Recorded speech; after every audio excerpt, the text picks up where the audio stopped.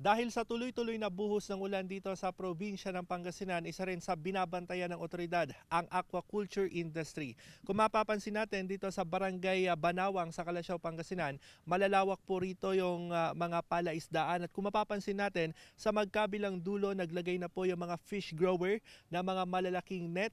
At yan yung magsisilbing proteksyon ng mga isdang inaalagaan nila sa fish pond para hindi makawala. Okay lang daw na tumaas yung level ng tubig basta wag lang daw kumawala yung kani-kanilang mga inaalagaang isda. Pero kung mapapansin natin, hindi lahat ng area ay natakpan or nalagyan po nila ng net dahil sabi ng mga fish grower na nakausap natin kanina, kulang pa sila sa budget. Noong mga nakarang araw talagang mababaw lang po yung level o yung antas ng tubig dito sa palaisdaan. Pero dahil sa tuloy-tuloy na pag-ulan, umabot na rin ito sa 1 meter yung itinaas niya simula pa yan kahapon. Nakipag-ugnayan naman tayo sa Municipal Disaster Risk Reduction and Management Office dito po sa bayan ng Calasiao at sa mga oras na ito, nasa 3.2 meters na ang antas ng Marusay River.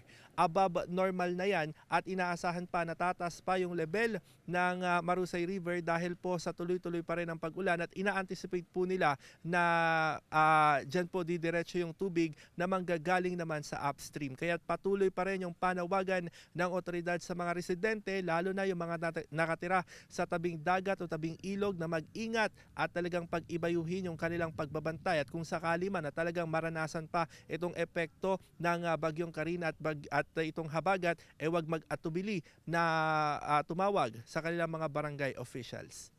At yan muna ang latest, ang buong detalye ng balitang tabangan mamaya sa One North Central Luzon, 5:10 PM. Ito po si Russell Simorio ng GMA Integrated News.